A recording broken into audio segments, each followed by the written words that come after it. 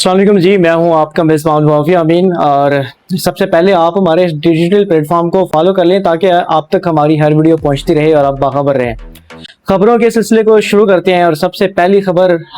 Yemen के हवाले से है और उसमें यमनी हौसियों ने एक तजारती बहरी जहाज़ को निशाना बनाया और इस निशाने में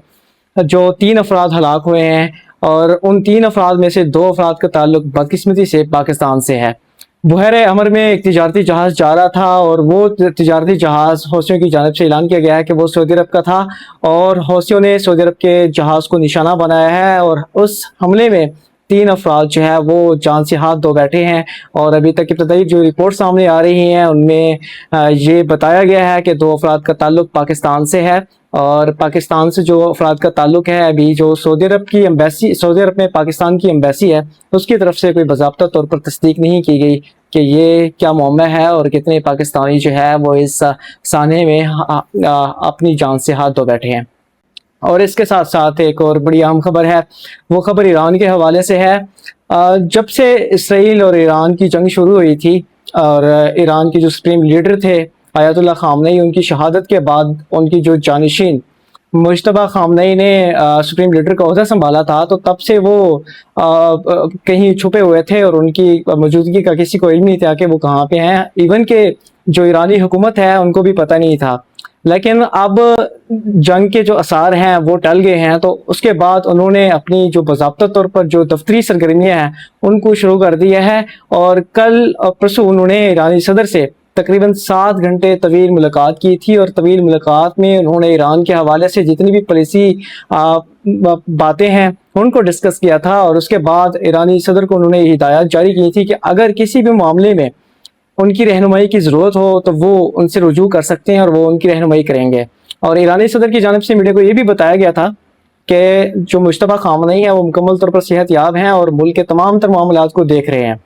लेकिन कल एक बड़ी अहम खबर सामने आई। जब से इसराइल के साथ ईरान की जंग शुरू हुई थी तब से जो मुज्तबा खामनेई थे वो इसी क़यादत के साथ काम कर रहे थे और उनको हिदायत जारी कर रहे थे। लेकिन अब उन्होंने, जब से जंग अब बंद हुई है, मुमकिन तौर पर मुज़ाकरात हो रहे हैं और ईरानी हुकूमत को थोड़ा सा टाइम मिला है, तो वो अपनी अफवाज में और रेवोल्यूशनरी गार्ड्स में बड़ी तब्दीलियाँ ला रहे हैं। और उन्होंने बाज़ाब्ता तौर पर पहली दफ़ा एक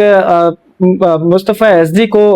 डिप्टी चीफ मुकर्रर कर दिया है और बाज़ाब्ता तौर पर उन्होंने फ़ौज में इस्लाहात शुरू कर दी हैं। और मुस्तफ़ा एज़दी को ईरानी फ़ौज में बड़ा काबिल और एक ईमानदार अफीसर के तौर पर तस्वुर किया जाता है और लिया जाता है और उनकी बड़ी खिदमात हैं। तो मुज्तबा खामनेई ने उनको ओहदा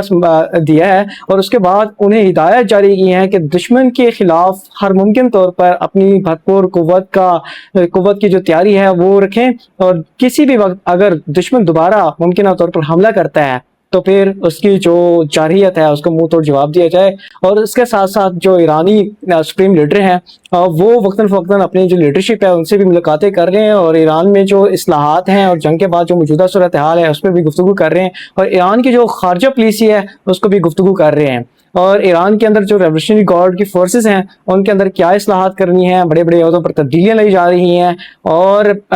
इस्लाहात करने के बाद जो मुज्तबा खामनेई हैं वो अपने जो करीबी साथी हैं उनको फौज के बड़े बड़े अहदों पर जो है वो नामजद कर रहे हैं। और इसके साथ साथ खबरों के सिलसिले को आगे बढ़ाएं और एक बड़ी अहम खबर है, वो जो खबर है वो कोलंबिया के हवाले से है। कोलंबिया में एक ज़ोरदार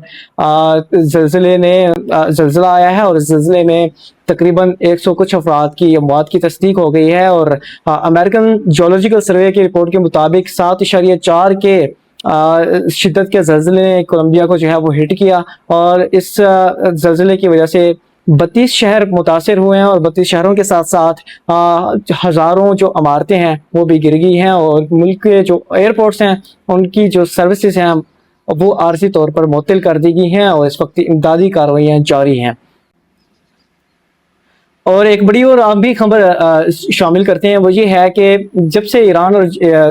अमेरिका की जंग शुरू हुई थी तो जब मुज़ाकरात का सिलसिला शुरू हुआ था तो उस वक्त जो ईरानी हुकाम थे मुज़ाकरात के दौरान उनका एक मुतालबा ये भी था कि जो जंग के दौरान ईरान का नुकसानात हुए हैं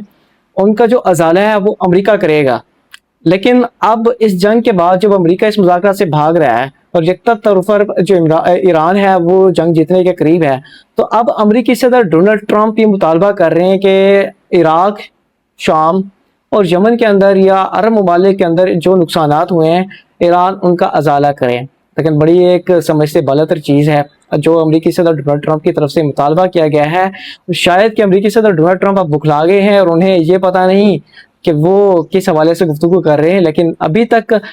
جو وال اسٹریٹ جرنل کی رپورٹس ہیں ان کے مطابق امریکی صدر ڈونلڈ ٹرمپ ایک طرفہ طور پر اس جنگ سے بھاگنا چاہتے ہیں، لیکن وہ ملبہ بھی ایران پر ڈالنا چاہتے ہیں. تو اس لیے اس طرح کے بیانات دے رہے ہیں تاکہ مڈ ٹرم الیکشن میں جو اپنی عوام ہیں ان کے سامنے ایک جنگ کے حوالے سے جو ایک نیریٹو ہے وہ بنایا جا سکے اور جیت کا اعلان کر سکے.